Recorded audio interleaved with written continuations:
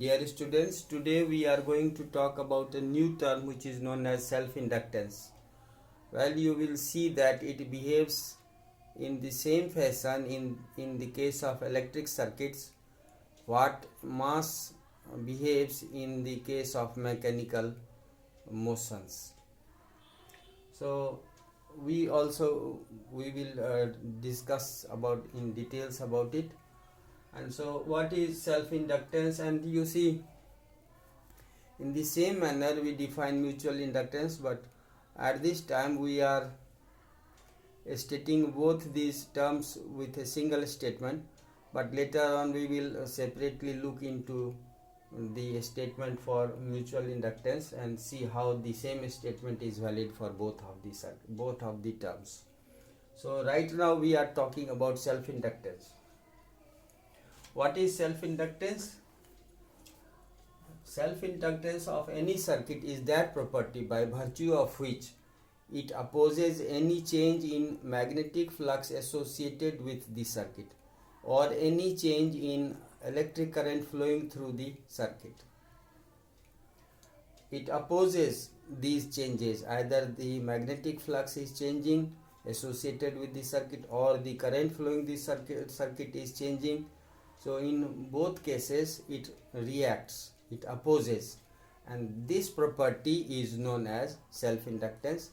And if we talk about two different circuits and they are in vicinity of one another, they are mutually coupled, means if we bring some change in one circuit, the another circuit is also affected, then in that case the opposition, the property which opposes this change will be known as mutual inductance.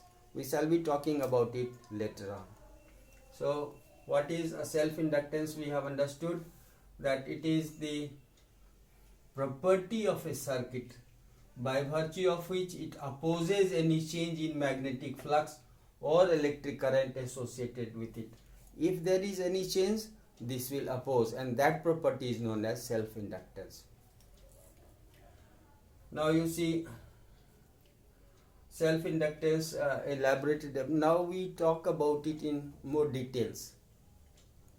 Now we know we talk about any circuit, any coil, say for example a solenoid.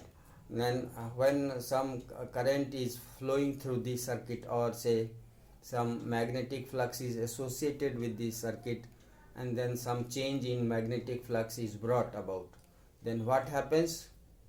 This change will be proportional to the current flowing through the circuit. Say for example we are having a coil and it is carrying current of 1 ampere, then accordingly the current will decide the number of turns per unit length of the solenoid, will decide that what is the magnetic field generated due to flow of this current through the coil.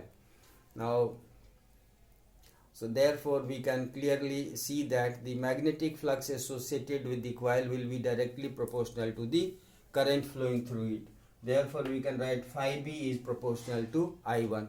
I1 we refer for the current flowing through the first solenoid.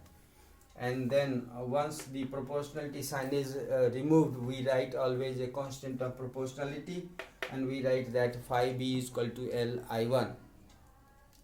Here L is the constant of proportionality and also known as self-inductance of the solenoid. And from this definition we can derive, from this expression we can derive the statement for defining the self-inductance of a coil. Well, you see, if we take I1 is equal to 1 ampere, in that case we have magnetic flux associated with the circuit is always numerically equal to the self-inductance of the circuit. And so from this we define self-inductance in one way, that self-inductance of a coil is numerically equal to the magnetic flux associated with the coil when 1 ampere flows through the circuit. And from this expression also we can write the SI unit of self-inductance, which will be Weber is for magnetic flux and current is for 1 ampere, current is for ampere, current is in ampere. So we have self-inductance, SI unit of self-inductance will become Weber per ampere, and for Weber we write Tesla meter square. So we can also write Tesla meter square whole divided by ampere per ampere. So that is the SI unit of self-inductance.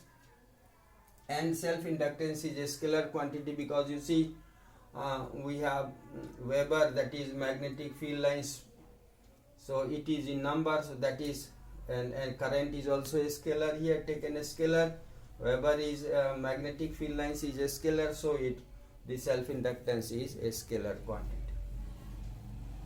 Now we also know from Faraday law for electromagnetic induction that induced EMF, back EMF, is always equal to minus d phi b by dt, means rate of change in magnetic flux is equal to the EMF generated, EMF induced. And so for phi b we can write using the above equation.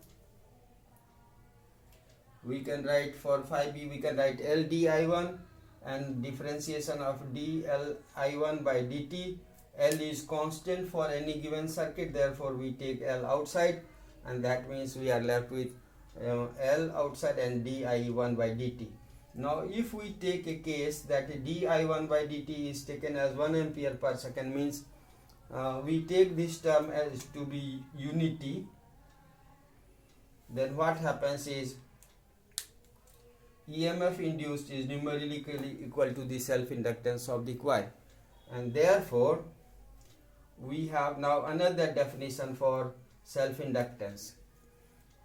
You see, if current is changing at the rate of 1 ampere per second, then EMF induced is numerically equal to the self-inductance of the coil, and that is the another definition of self-inductance.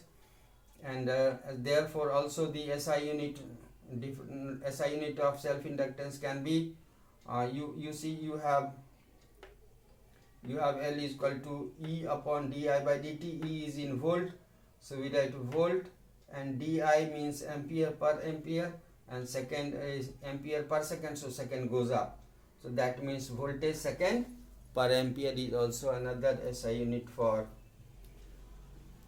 the self-inductance. Well, you see, self-inductance of any circuit, any coil, will be decided mainly by the fact that what is the permeability of the medium in which it is placed, and also what is the geometry of the coil, in what shape coil is wounded, in what shape it is wounded.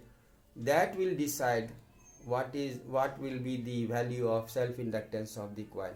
So self-inductance plays the same role in electricity what mass plays in the role in case of mechanical inertia or simply inertia. More is the mass, greater is the inertia. So that means greater is the self-inductance, greater will be the opposition to change in magnetic flux or change in electric current flowing through the circuit. That's all for today. Thank you and have a nice day.